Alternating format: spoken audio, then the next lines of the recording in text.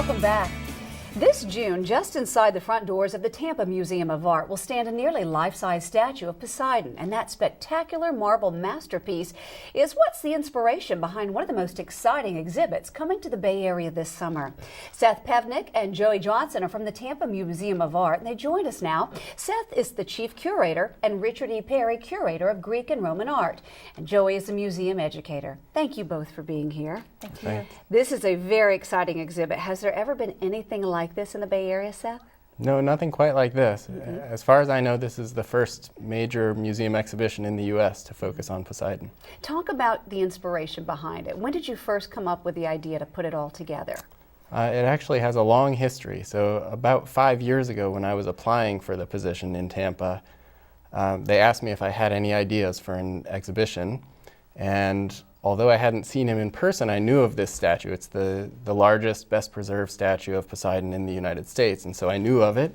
And of course I knew that Tampa and Tampa Bay really center on the sea, and it seemed like the kind of exhibition that would really resonate here. And we have a large Greek community here as well, so I'm sure they're going to look forward to it as well.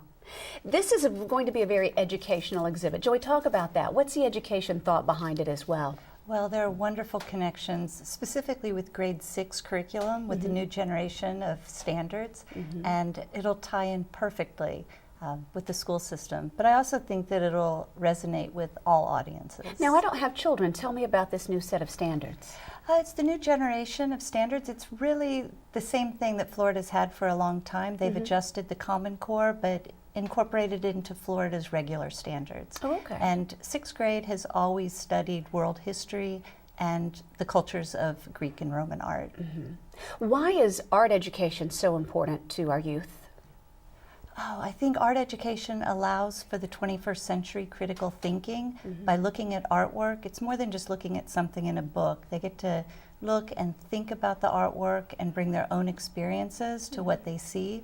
And we believe in the dialogical model when people come to the museum, so our groups learn together and they learn from other people's comments on the artwork. Okay, interesting. Seth, let's talk specifics about this exhibit. What can we expect to see? Well, as you mentioned, the statue of Poseidon is really the inspiration behind it. But there are 3 themes to the show. So it's called Poseidon and the Sea, Myth, Cult, and Daily Life. And each one of those 3 themes will have a major portion of the exhibition devoted to it.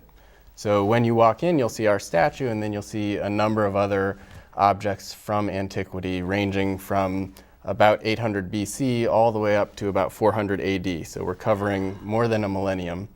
And so you'll see Poseidon, and you'll also see the Etruscan sort of analog to Poseidon, who's called Nethunes, and then the Roman version, who's much better known, Neptune. We'll see examples of him interacting with other gods and goddesses and heroes in all aspects of ancient Greek and Roman mythology.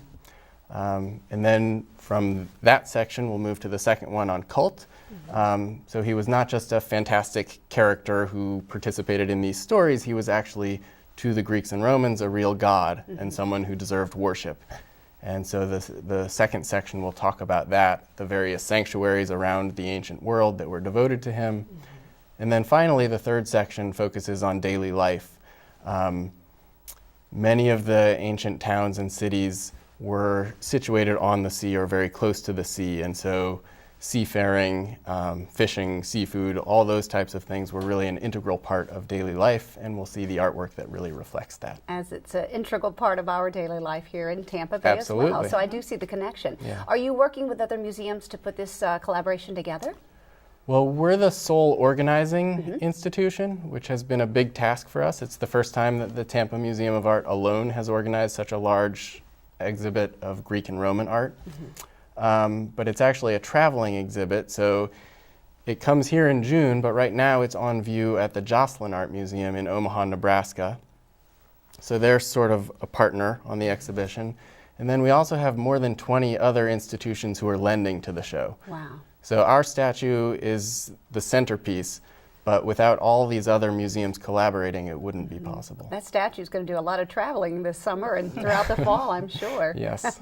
What has been the reaction now that it's on display in another part of the country? What's been some of the reaction that you've heard from that, the feedback you're getting? Well, I'm biased, of course, but almost all the feedback I've heard has been really good, both from the visitors in Omaha, the critics in Omaha, and then also from colleagues around the country and in Europe too who have seen the catalog. So we produced this catalog to go with the exhibition. Excellent. I edited it, but I have a number of colleagues who contributed chapters on some of those themes that I talked about before.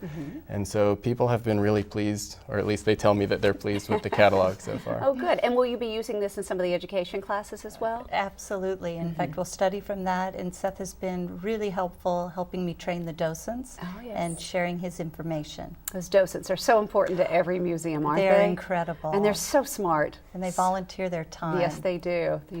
They're very valuable. Let's talk very quickly about your summer camps, things that are going to happen this summer. Yes, we have many things to offer children this summer. One thing that we do have is we always have a drop-in art spot, and that's every Saturday from 11 to 2. So I want to remind people that's throughout the year. But as far as summer camp, we have 6 weeks of summer camp, and we cater to children that are 6 years old to 12 to 14 years old. And each week of camp has something new and different, and they're being taught by certified art teachers with help from some of the students from early childhood at USF, many volunteers. And we have 2 sessions that are full. The others are filling up, but we have scholarships available, and they're just going to be wonderful. That's excellent. Well, good luck to the summer camps. I Thank know you. that'll be great. And thank you for what you're bringing to the Tampa Bay area. I'm very much looking forward to coming to see this Greek and Roman exhibit. It's going to be great. Thank you. All right, Seth and Joy, thank you for being here, and we'll see you at the Tampa Museum of Art. All right, stay with us. We'll be right back.